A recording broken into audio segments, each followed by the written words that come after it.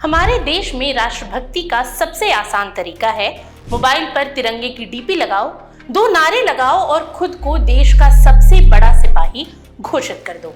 लेकिन जैसे ही बात निजी सुख सुविधा छोड़ने की आती है, पूरा राष्ट्रवाद एसी कमरे में जाकर सो जाता है।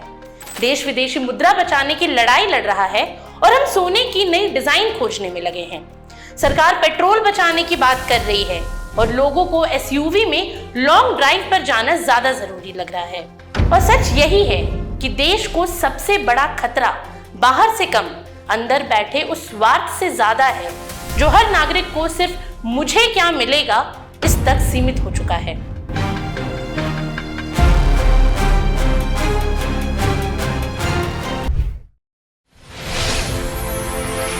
अब देखिए, हाल ही में प्रधानमंत्री नरेंद्र मोदी ने देशवासियों से अपील करते हुए कहा कि आने वाले 1 वर्ष तक लोग गैर जरूरी सोने की खरीद से बचें और ईंधन की खपत कम करने की दिशा में कदम उठाएं।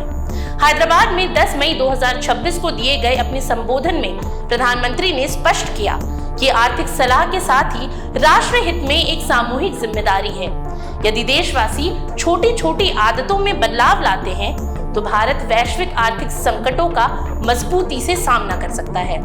प्रधानमंत्री ने पेट्रोल डीजल की बचत के लिए सार्वजनिक परिवहन, मेट्रो, कार पूलिंग और वर्क फ्रॉम होम जैसे विकल्पों को अपनाने पर जोर दिया है। साथ ही उन्होंने अनावश्यक सोने की खरीद को रोकने की अपील की ताकि देश का विदेशी मुद्रा भंडार सुरक्षित रह सके और भारतीय अर्थव्यवस्था पर अतिरिक्त दबाव न पड़े। दरअसल प्रधानमंत्री मोदी की ये अपील ऐसे समय में आई है जब पश्चिम एशिया में बढ़ते तनाव और वैश्विक संकट ने दुनिया की अर्थव्यवस्था को प्रभावित करना शुरू कर दिया।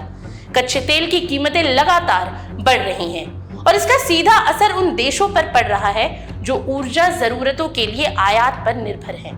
भारत दुनिया के सबसे बड़े तेल आयातकों में शामिल है और बड़ी मात्रा में पेट्रोलियम उत्पाद विदेशों से खरीदता है। यही कारण है कि अंतर्राष्ट्रीय बाजार में तेल महंगा होने पर सरकार पर आर्थिक दबाव पड़ता है। वर्तमान स्थिति में सरकार पेट्रोल डीजल को महंगे दामों में खरीद रही है, लेकिन आम जनता को राहत देने के लिए घरेलू कीमतों में तत्काल बढ़ोतरी नहीं की गई। इससे विदेशी मुद्रा भंडार पर असर पड़ने की आशंका बढ़ रही है। ऐसे में प्रधानमंत्री की अपील का उद्देश्य इसी दबाव को कम करना है ताकि देश की आर्थिक स्थिरता बनी रहे। साथ ही सोने की खरीद को लेकर प्रधानमंत्री की चिंता भी इसी आर्थिक तंत्र से जुड़ी है। दरअसल भारत दुनिया का दूसरा सबसे बड़ा सोना खरीदार देश माना जाता है और भारतीय परिवारों में सोना केवल आभूषण नहीं बल्कि परंपरा, प्रतिष्ठा और निवेश का प्रतीक भी माना जाता है। लेकिन इसकी एक बड़ी आर्थिक कीमत देश को चुकानी पड़ती है। भारत में अधिकांश सोना विदेशों से आयात किया जाता है और इसकी खरीद डॉलर में होती है। जब देश बड़ी मात्रा में सोना खरीदता है तो डॉलर की मांग बढ़ती है और भारतीय रुपया कमजोर होने लगता है। लंबे समय तक ऐसा होने पर विदेशी मुद्रा भंडार घटने लगता है और अर्थव्यवस्था पर दबाव बढ़ जाता है। यही कारण है कि प्रधानमंत्री मोदी ने नागरिकों से अपील की कि वे अगले 1 साल तक गैर जरूरी सोना खरीदने से बचें और देश की आर्थिक मजबूती में भागीदार बने। ऐसे में प्रधानमंत्री की 7 सूत्रीय अपील केवल मौजूदा संकट से निपटने की रणनीति नहीं मानी जा रही, बल्कि इसे भारत को आत्मनिर्भर बनाने की दीर्घकालिक सोच के रूप में भी देखा जा रहा है। उनका संदेश साफ है कि भारत को विदेशी निर्भरता कम करनी होगी और घरेलू उत्पादन को बढ़ावा देना होगा। ऊर्जा, इलेक्ट्रॉनिक्स, रक्षा और खाद्य क्षेत्र में आत्मनिर्भरता भारत को भविष्य के वैश्विक संकटों से सुरक्षित रख सकती है। ऐसे में यदि देश के नागरिक स्वदेशी सोच अपनाते हैं और संसाधनों का जिम्मेदारी से उपयोग करते हैं तो भारत आर्थिक रूप से और अधिक मजबूत बन सकता है। हालांकि भारत के इतिहास में ये पहली बार नहीं है जब सरकार ने जनता से इस प्रकार के त्याग और अनुशासन की अपील की हो। 1962 के भारत चीन युद्ध के दौरान तत्कालीन प्रधानमंत्री जवाहरलाल नेहरू ने देशवासियों से सोना दान करने की अपील की थी। उस समय देश आर्थिक और सैन्य दबाव से गुजर रहा था। नेहरू ने राष्ट्रव्यापी अभियान शुरू कर नागरिकों से राष्ट्रीय युद्ध कोष में अपने गहने दान करने का आग्रह किया। उस दौर में भारतीय महिलाओं ने अभूतपूर्व त्याग का उदाहरण पेश किया। हजारों महिलाओं ने अपने मंगलसूत्र और पारिवारिक गहने तक राष्ट्रहित में दान कर दिए। इस अभियान के जरिए करोड़ों डॉलर की राशि जुटाई गई जिसने देश की आर्थिक जरूरतों को पूरा करने में महत्वपूर्ण भूमिका निभाई। इस अवधि में सरकार ने सोना नियंत्रण अधिनियम 1962 लागू किया। इस कानून के तहत सोने के स्वामित्व, व्यापार और गहनों के निर्माण पर कड़े प्रतिबंध लगाए गए। बैंकों को सोने पर दिए जाने वाले ऋण वापस लेने के निर्देश दिए गए और सोने के वायदा कारोबार पर भी रोक लगा दी गई। यहाँ तक कि 14 कैरेट से अधिक के गहने बनाना भी अपराध घोषित कर दिया गया। हालांकि इन फैसलों का उद्देश्य विदेशी मुद्रा की बचत करना और देश की आर्थिक स्थिति को संभालना था। इसके अलावा 1965 के भारत पाकिस्तान युद्ध के बाद जब देश खाद्य संकट से जूझ रहा था, तब तत्कालीन प्रधानमंत्री लाल बहादुर शास्त्री ने देशवासियों से सप्ताह में एक दिन एक समय का भोजन छोड़ने की अपील की थी। उन्होंने स्वयं इसका पालन करते हुए जनता के सामने उदाहरण प्रस्तुत किया।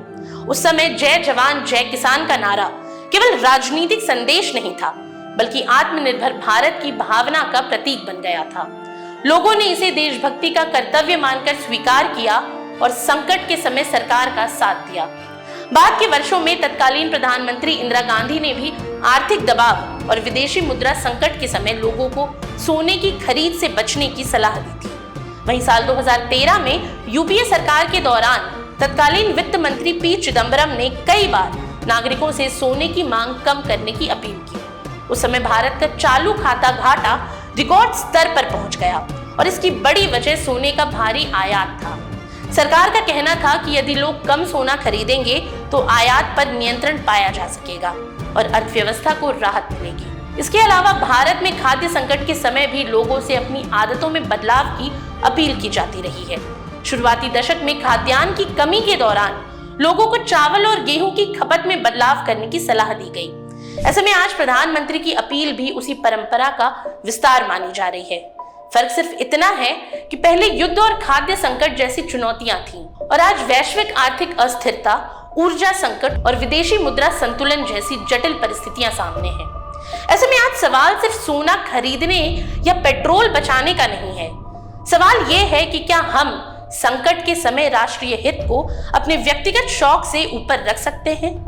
क्या हम ये समझ सकते हैं कि कभी-कभी देशभक्ति केवल सोशल मीडिया पोस्ट या झंडा लगाने से नहीं, बल्कि अपनी कुछ आदतों पर नियंत्रण रखने से भी साबित होता है?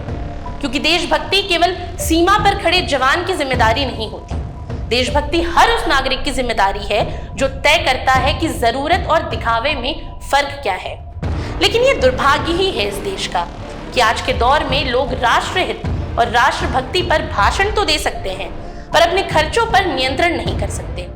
अगर देश कठिन समय में नागरिकों से थोड़े संयम की उम्मीद कर रहा है और हम उसमें भी बहाने खोज रहे हैं, तो यहाँ समस्या अर्थव्यवस्था नहीं, आपकी मानसिकता है। और अगर आज हमने अपनी निजी इच्छाओं से ऊपर उठकर राष्ट्रहित को प्राथमिकता नहीं दी, तो आने वाली पीढ़ियां आपसे निश्चित ही ये सवाल करेंगी कि जब देश को आपकी जरूरत थी तब आप क्या कर रहे थे।